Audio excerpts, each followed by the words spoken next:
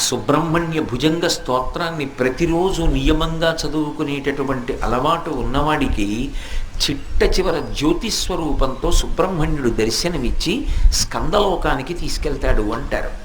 అంత శక్తివంతమైనటువంటి సుబ్రహ్మణ్య భుజంగాన్ని తిరుచెందూరు అని సముద్రపుటున్న ద్రవిడ దేశంలో ఉంది క్షేత్రం. ఆ తిరుచెందూరులో కూర్చుని శంకరాచార్యులు వారు రచన చేశారు. ఆయన ఆ స్తోత్రాన్ని రచన చేసేటప్పుడు మొట్టమొదట విఘ్నేశ్వరుణ్ణి ప్రార్థన చేశారు. ఆ ప్రార్థన చేస్తూ బహు చిన్న శ్లోకాన్ని ఒకదాన్ని ఇచ్చారు.